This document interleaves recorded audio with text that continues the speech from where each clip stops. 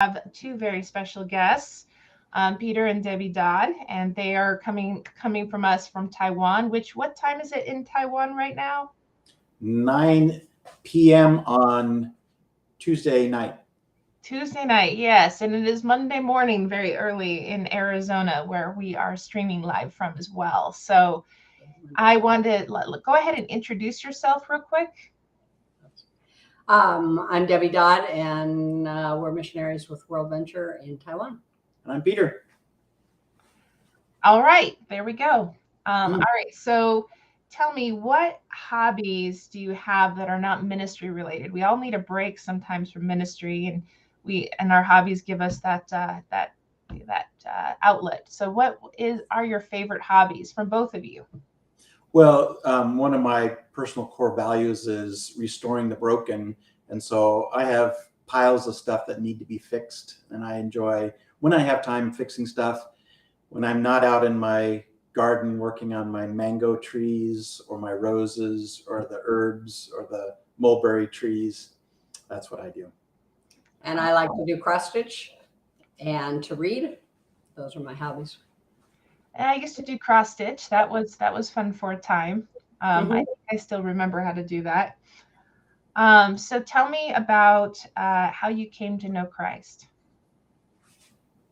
I was raised in a Christian home, and my dad was a pastor, and I prayed as a 5-year-old in his office. And just over the years, there were recommitments, camps, and other stuff. And it was probably in college when I made my faith my own and chose to follow God wholeheartedly then, and then went to seminary right after that. All righty. So basically, tell me your testimony, Debbie. I grew up in a Christian home as well. And from as far back as I can remember, I wanted to follow Jesus. I can remember as about a 4 or 5-year-old wanting to follow Jesus. And I'm really thankful that I have that. And in my background, I made several recommitments to Christ. And then when I was in high school, I told God that I would be a committed Christian as long as he wouldn't make me a missionary. And so I kept my end of the bargain and found out that God doesn't make those kind of bargains. So when I was also a little bit later in high school, most of my friends were nominal Christians. They because they weren't Buddhist or Muslim, they would say that they were Christians, but they didn't go to church or weren't involved in reading the Bible or anything like that. And so I was wondering, is this just because my heritage, I grew up in the church, that I'm following God, or is God really real? And so I decided not to read the Bible and not to pray for, I did it just for a couple of weeks. And during that time, really sensed the reality of God. And so followed God wholeheartedly at that point. Awesome. So how did you and Peter meet? Well, I was in seminary and was Western Seminary, working as a janitor in a big church and as Christian education person, part-time pastor in a smaller church. And I had a really, really busy summer of all kinds of stuff going on. School started and I went to classes the first day and said, okay, this looks like it'll work. I went to classes the second day and said, okay, this is too easy. Something's wrong here. So I went home, looked at what classes I had signed up for, and realized I had missed my Hebrew class. I had totally forgotten about it. So the first Hebrew class and the first Hebrew lab I had missed. So the third day, I had to leave work early from the one thing and rush to the seminary to get there. And I got there late. I came into the classroom and the students were already taking their first test. And the teacher took me out into the hall to tell me what I had missed. And I had been a student. I had graduated the previous year, and I had been in seminary for 6 years and figured that was plenty of time for God to bring husband into my life if that was his plan, and that had not happened. And so I was headed to Taiwan with a different mission organization. And so at the end of the year, I had been a grad fellow for the Hebrew professor. And so at the end of the year, he left suddenly. And so they asked me if I would take the class, if I would teach the class the following semester, the following year. And so because I could raise support on weekends, I said, yeah, I would take the class. And so I got into class the first day, and there was 25 names on the class list, and they were all male, white male, and I knew 3 of them. And I thought, how can I not know any of these students? Because I really had to place a high value on getting to know my students quickly. And so 24 of the 25 students were there at the lab the same day. And so I assumed that this last student was not going to be a part of the class. And so the third day of class, I met this guy who came in late to class, didn't have a pencil, didn't have a book, didn't know where we were. And it was not love at first sight. So I met Peter as the student who came in late and didn't know what was going on. I didn't make a good impression. No. Oh man. So how did he propose? Well, as long as she was my teacher, we didn't officially date or anything, but our youth groups did stuff together. And then once the final grades were out, then I was figuring I was going to be going slowly and such. And that was the fall semester. So it was in the spring, January and February, we were seeing more and more of each other. And then spring break, I took her down to meet my parents my mom. And then we went back on my birthday. I proposed to her. So I always remember the day I proposed. But we went there, and I figured I needed to make a decision whether or not I was going to continue to teach. Western had asked me to teach again in the fall, and I needed to know whether I was headed to Taiwan without him or whether I was going to stay around and let him finish up. And so we were already late 20s, early 30s, and I was figuring we've been dating a while now, and we can make a decision. And so over spring, and I figure he's taken me home to meet his mom. And he had met my parents several times because they were in the area, but I figure, okay, this is a little bit more formal, taking me home to meet his mom. And so that during spring break, I raised the marriage question, and he was like, oh no, it'll be a couple of years. It's like, okay, we're on really different pages here. And then the next night he talked to his mom, and we began to talk in terms of moving towards marriage. And we were married 11 months after we first met. Wow. Nice. So when did missions come into that conversation again?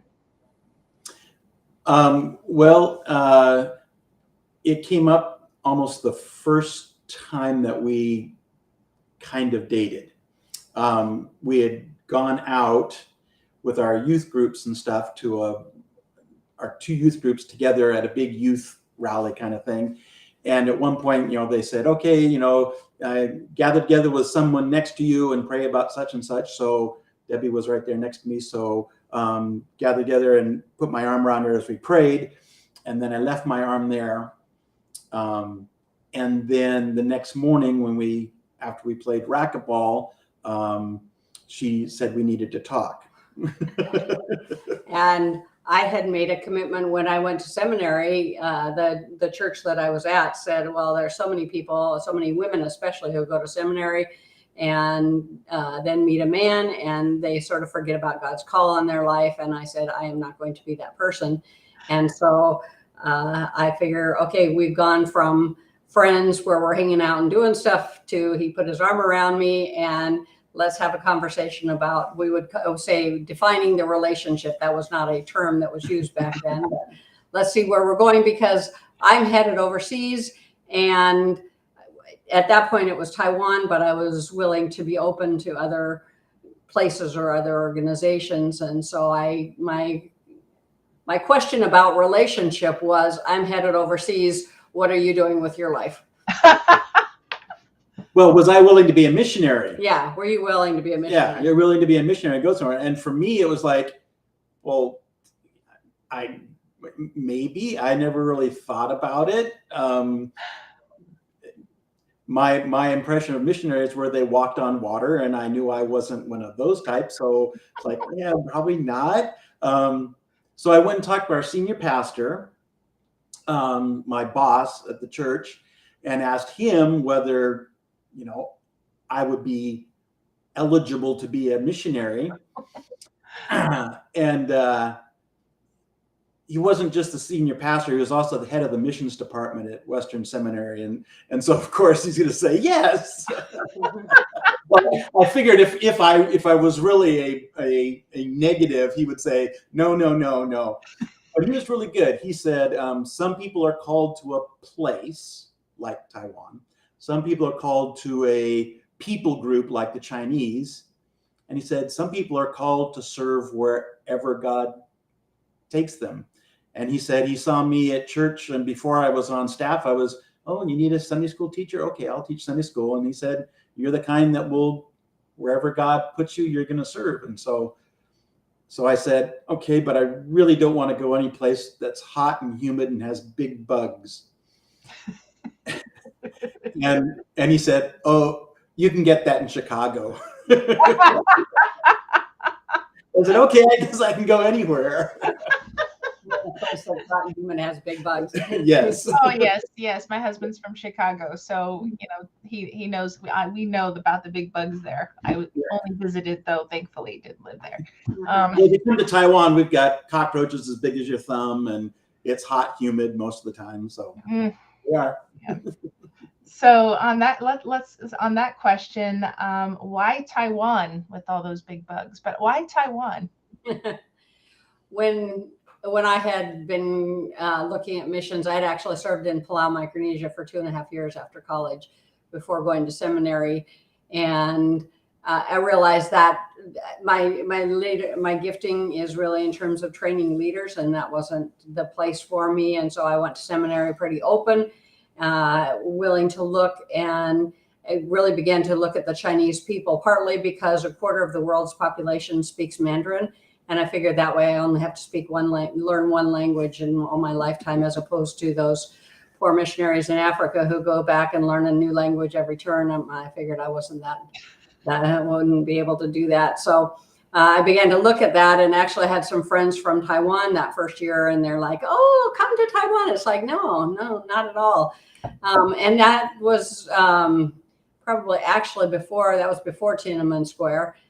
And so it wasn't even possible at that point. It wasn't possible to get in and to stay in China, and it wasn't possible to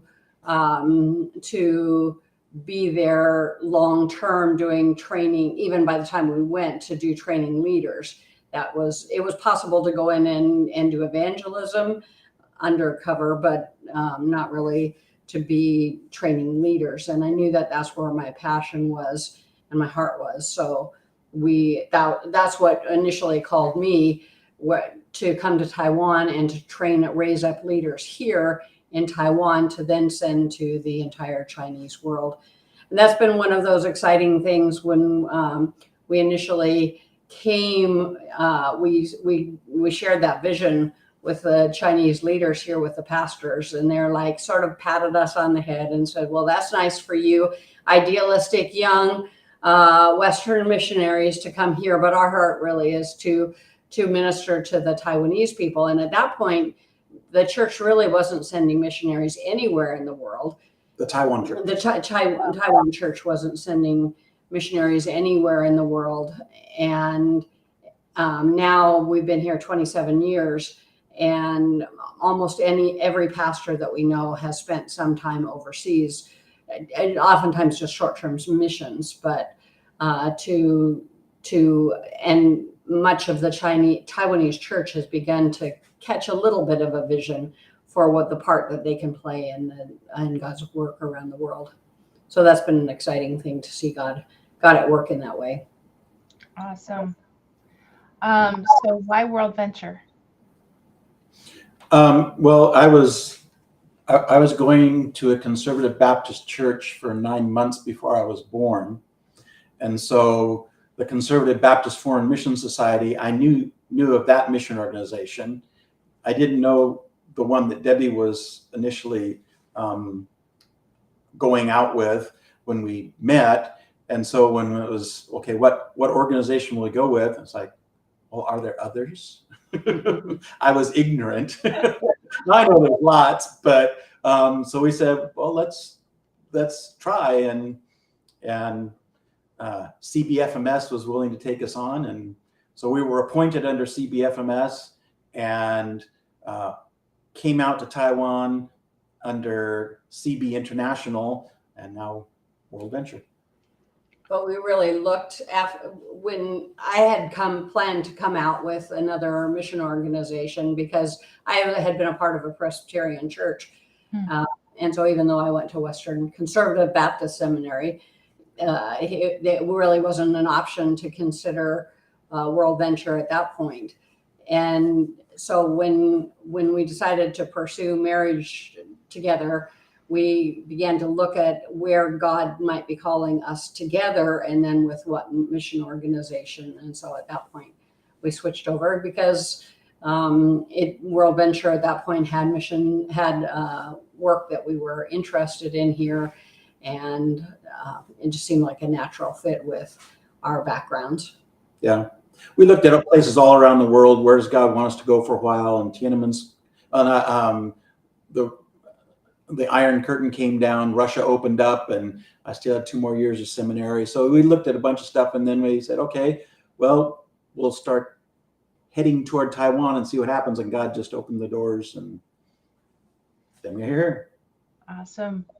So just as a reminder to everyone who's joined, you can ask them questions at any time, make comments at any time. We are moderating that. So I just want to let you know. So if you have questions about what you've heard so far, feel free to put them in the comments. We have their ministry link in there as well, so that you can click on that and learn a little bit more. So what do each of you do with us as WorldVenture? What do you do in Taiwan? Yeah, it's a good question. Debbie's role is very defined. I'm a seminary professor, and so I train leaders. Our heart really is to train leaders for the Chinese church. And so I do that in a formal way at the seminary. And so I've taught there for 25 years and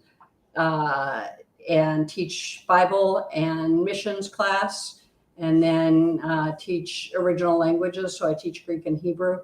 And I usually teach at our Conservative Baptist Seminary, and then I teach once in a while at another school as well. And then we also are doing church planting and training leaders informally through that. And so 17 years ago now, we started the Grace Place, which is a church here in one of the most unreached, unchurched areas of Taiwan. And we intentionally chose it because of that. And so we have been a part of this church plant from the beginning, and then our heart really is to train the leaders from within the church. And I'm more informal.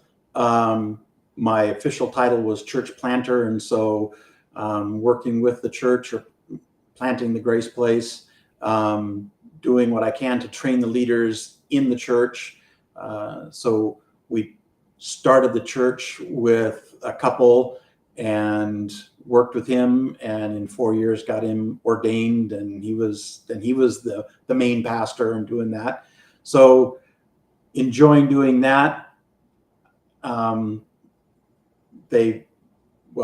Asia leader director made me the field leader, and so I've been doing that on the Morrison board, Morrison Christian Academy, the missionary school, and I just got off I'm still on the board for the Taiwan Missionary Fellowship, about 300 to 400 missionaries, evangelical missionaries around the island that work together to help each other do what God wants us to do. And so it's fun working with them and building networks and seeing how we can get more missionaries to come to Taiwan and how we can help. I mean, just recently, now Taiwan has some sending organizations to send missionaries from Taiwan. So how we can help those organizations send Taiwanese Christians out into the world. So having fun doing those kind of stuff. Awesome. Welcome, Janet. Janet says, thank you for your faithful service. Hey, Janet, thank you. All right. So tell me about what are the obstacles? We kind of posted a little bit about that some time ago from your newsletter. But remind us again, what are some of the obstacles to the Taiwanese coming to know Christ? I think there's a lot. We actually, our neighbor who almost shares the wall with us right here, just came to Christ, just was baptized the end of June. And in coming to Christ, I realized that there are so many obstacles for him in coming to Christ. I think in the community that we're in here, the village that we're in, he's probably the only male older Christian that there is in this entire community here. There's a couple older women, and then we have a couple youth, but he's probably the only male Christian in this entire community here. And the obstacles for anybody in Taiwan, but especially the people in rural Taiwan, are huge. First of all, he functions as the oldest son in his family.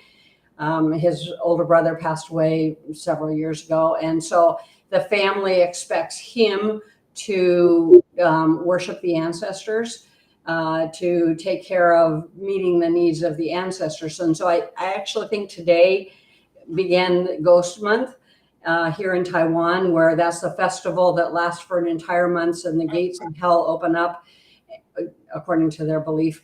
And the hungry ghosts, the ghosts come out of the ancestors who have passed away, and you provide for them. And if they don't, then they become hungry ghosts. And so they wander around giving hassle to people around, everybody else in the neighborhood. And so he has an older sister that lives just a couple houses down. And so if he doesn't take care of the ancestors, then she and the other family members then give him pressure that you're not being filial to the family. Filial piety is one of the huge values in Taiwan, which is a really good thing, but I think Satan uses it to really trap people. Take it to an extreme. Yeah, and so I can't become a Christian because I can't then worship my ancestor, and so I'm perceived as not being faithful to my family. There are a lot of other obstacles to people like Mr. Lee, our next door neighbor, becoming Christian. Everybody in our community on the 1st and the 15th of the lunar months worships the ancestors, or worship the ancestors and worships the gods here in this community. And so they have their burn barrel out there, and they're burning spirit money.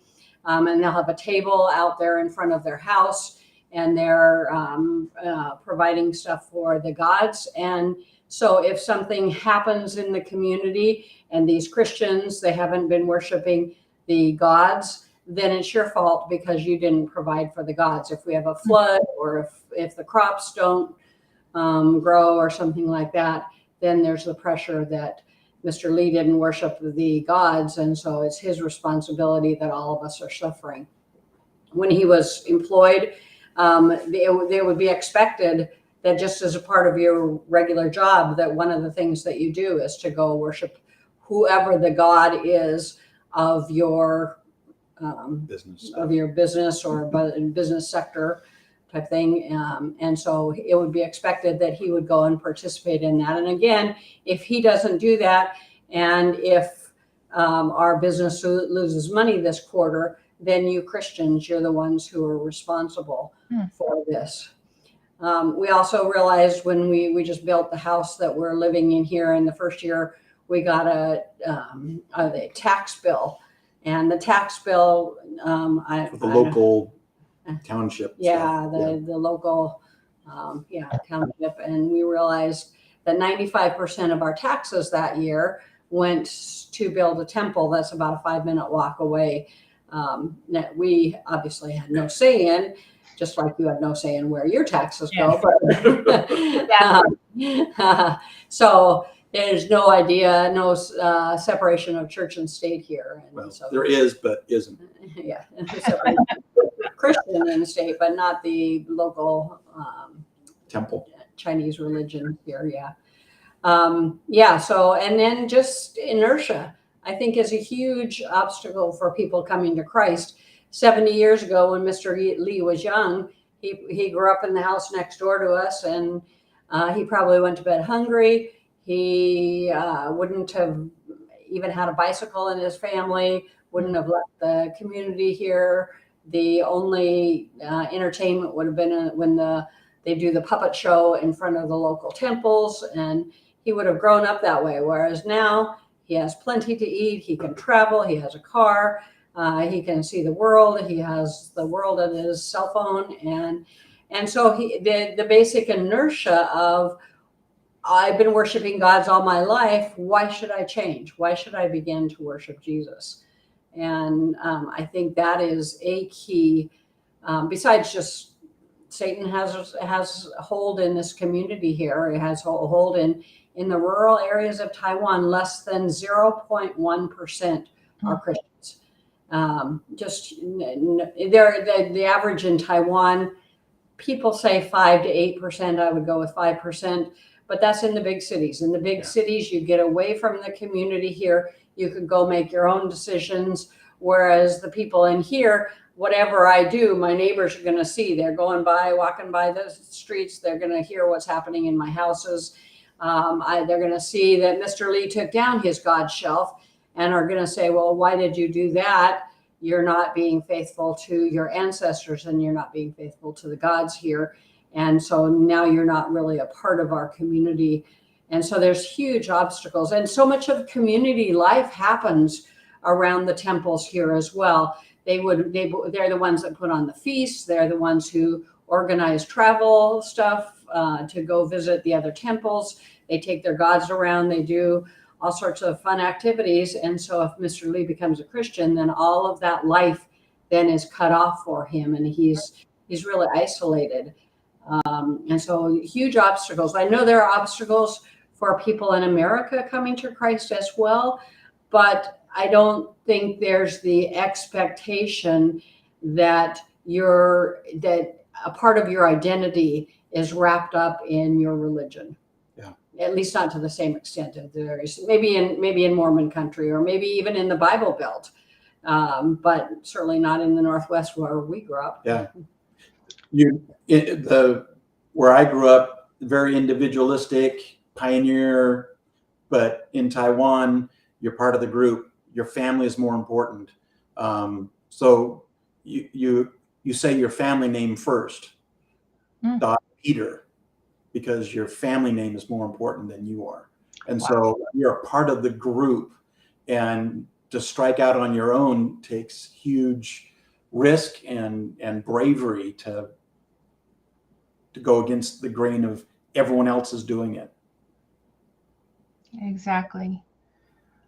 We have in America, they have the problem with identity and many other things in America. So it just looks a little different, and it's not, mandated or anything, but we do have our identity issues in America in various forms. So, so tell me about what are some praises from your ministry work lately besides your neighbor coming to know Christ? Well, that is a very good thing because to see an older Taiwanese man in rural Taiwan come to Christ, that is huge to see that. We've begun to see some other people in this community be responsive. I would like to say that that's a part of our work. I think we're sort of just placeholders here because the local community speaks Taiwanese. We're Mandarin speakers. And so we We work with another missionary here, and she's the one who actually goes out and does the real missionary work, walking around in the community. We just get to see the benefits. We're excited too. We got to have 2 weeks of short-term team here. Finally, post-COVID, first time that they've been able to be back. And we had about 40 kids come to a youth camp 1 week, and then we had 40 missionary kids with the second week. And it's exciting to reach out and to see that these new families become connected to the church. We just saw one of the families come to church for the first time this last week, and so it's exciting. Last week at church, there would not have been room if one of the families is leaving in the next couple of days. And if they had been at church, I'm not sure we would have had enough seats, which that is very, very rare for our church. And so but fun. Good problem. Yeah, it's exciting. Yeah. It was fun. Taiwan closed down. People couldn't get into Taiwan. Missionaries couldn't get in for 18 months, almost 2 years. And it was fun working with the Taiwan Missionary Fellowship and going to meet with legislators, and encouraging them to open up for missionaries, and to see that happen soon after we talked with them. And then to be at the Taiwan Missionary Fellowship this year and have so many new people that had been there less than a year because of the impact of what Peter and the other folks on the committee had done. That was fun. And just seeing the possibilities of, there's like 300,000 plus Thai workers. They bring them from Thailand to come work in Taiwan to do the jobs that the Taiwanese don't want to do. So there's Thai workers, there's Filipino workers, there's Vietnamese workers, all kinds of workers who don't necessarily speak the language, and to work trying to get some missionaries from those countries. So it's fun to work with the Conservative Baptist Church Association of the Philippines, who want to send Filipino missionaries to Taiwan to work with the Filipino workers in the factories here. And okay, how do I help the Taiwan Church Association, CB Church Association, work with them and get missionaries to come over here, and how can Taiwan send missionaries to the Philippines? So those are exciting things to do. It's exciting too for me to be able to have some students at the seminary who actually are interested in missions, who are beginning to sense God's call in their life for missions. It's always they have one required missions class at the seminary, which I teach. And that's always been, well, why are you in this class? Because it's a required class. Okay.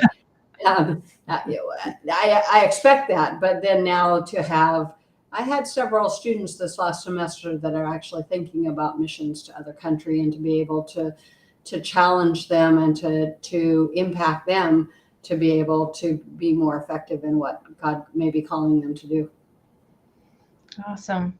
So what are some prayer requests that people in our audience now and later on, as people rewatch this broadcast, what are some prayer requests that people could be praying for you both for?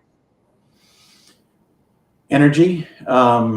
We just did two weeks with the short-term team, and we found ourselves saying, boy, we're not 25 anymore. We're not 25 anymore. So we were just really worn out. And the team was worn out too.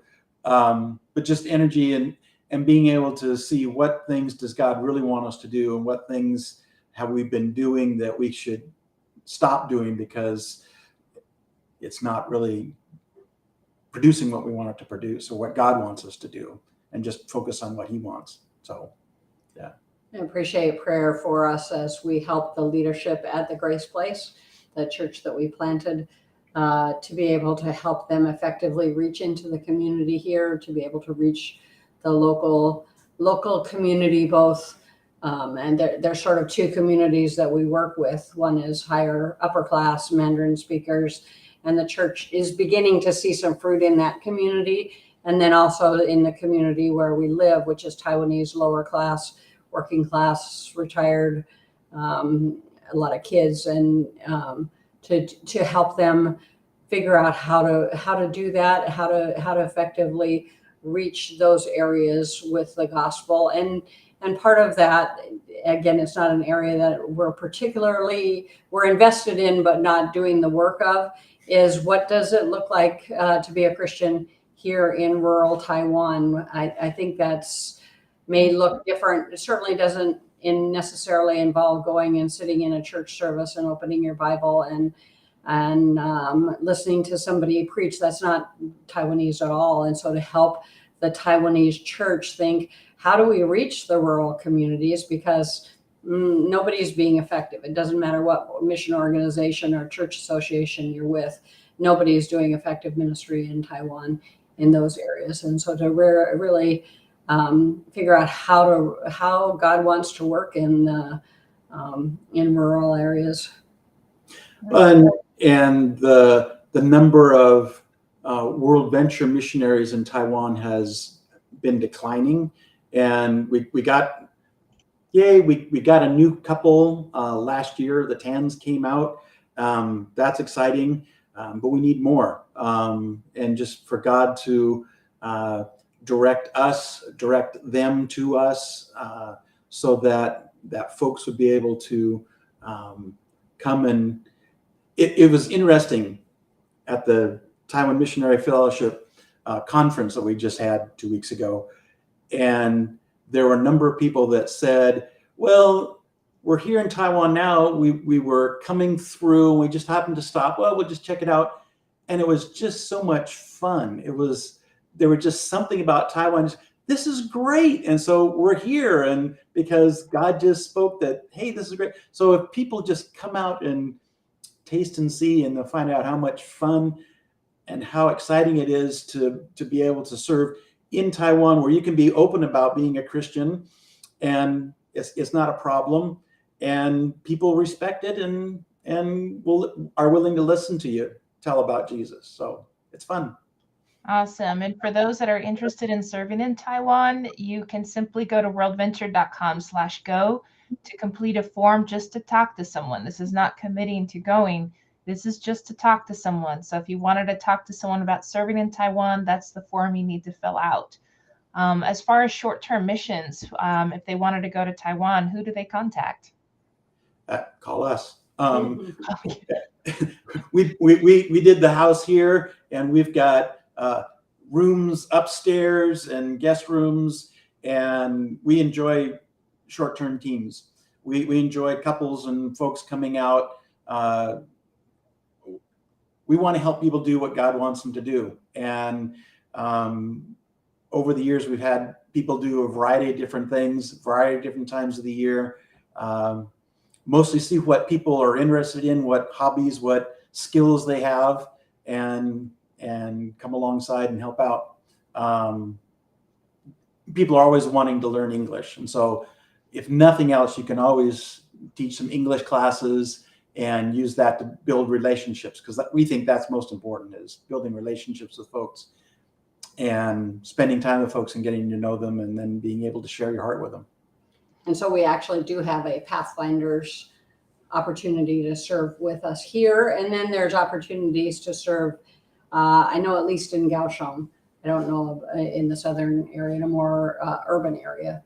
So variety of opportunities. They can come for 2 weeks like the short-term team, or 6 months to a year, or come out long-term. Yeah, if they are a teacher and they want to come out, Morrison Academy, WorldVenture is one of the 4 mission groups that run Morrison Academy, and you don't have to raise support to come out as a teacher at Morrison. They pay you, and it'd be great. We'll have a lot of fun. If any of you out there would like to connect with Peter and Debbie about this, just send a private message to WorldVenture and we'll forward the information on to them.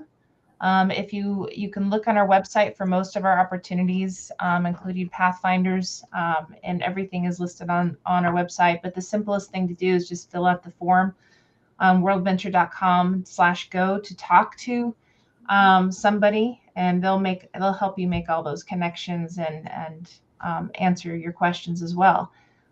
So this is about a time when we go into, and one other thing, you all have the ability to make comments or ask questions. So don't worry about interrupting me. We don't consider it an interruption to engage with you. So just go ahead and put in your comments or questions for those who are watching. And you can look at Debbie and Peter's ministry link, which I posted in the chat. So this is about the time we go into past topics that we have brought up on WorldVenture social media. So we had Bree Sao, who will be serving in New Zealand, and she was serving recently in her community while waiting for full funding. So just a question to you and Peter. While raising support when you were a new global worker, what did you learn in the waiting to go to the field? Well, when we were doing that, I really did not like asking people for money. That just grated against me. And so my attitude going into it was, hey, we're going to be going and doing this wonderful thing. If you want to join us and do that, that's great. If you think, no, I don't want to be involved with the Dodds going to Taiwan, that's fine too. But if not, what are you going to do? You need to be doing something. And so if people wanted to join us, yay. If not, that's okay. But what are you doing? That was my attitude. So put it in God's hands. He'll just bring the people that want to support, and then we'll have fun together. And God really did provide. Yeah. We were willing to go and serve in a variety of different areas. Somebody said, are you willing to come do kids ministry at our youth, at our missions conference? There's no money available. And we said, sure, we'll go serve, no problem. And so we went, and they also took pity on us and put us in the 7 a.m. Sunday school class with the senior pastor with all the old people in it. And we got the extremes. So as soon as he heard where Peter was from, he's like, well, we planted that church, and we're gonna he's one of our homegrown boys, and so we're gonna support these guys. And the missions pastor, like, I told them there's no money. The church has been supporting us for 27 years now. Awesome. So we've been having a workshop recently with Gordon Ellison called Finding Your Purpose. So when did you and Peter discover your purpose as Christians? Was it more like a search sometimes, or did you just know? You told us about your testimony early on in the broadcast, shared about how you came to Taiwan, but when did you both know your purpose as a Christian? Well, I started at seminary thinking I wanted to be able to help out in the church. I wasn't planning on being a full-time minister or anything. I just wanted to be better trained so I could help out in the church. And then when I got involved in seminary and then I did an internship at a church, I realized I can't do this church part-time. I got to do it full-time. And so it was just going to seminary that triggered that. But somewhere in the process, probably after we came out to Taiwan, I realized that I really enjoyed helping people do what God wants them to do. That was my phrase for a long time. Not what they want to do. I'm not to help them do what they want to, and I'm not to help them do what I think they should do. Just because we need a Sunday school teacher doesn't mean that they should be teaching Sunday school. So helping them do what God wants them to do. And so that ran me for a while. And then I did personal core values with Ken Taylor in Japan. And so that was on the top of my list. Then restoring the broken came up as I worked through that process.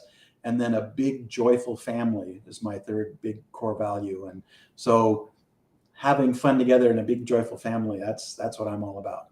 Oh, the core values, that I love Ken Taylor's core values thing. I took it as well, so I absolutely love it. I'm glad to hear that he's been working at it for that long. I had no idea.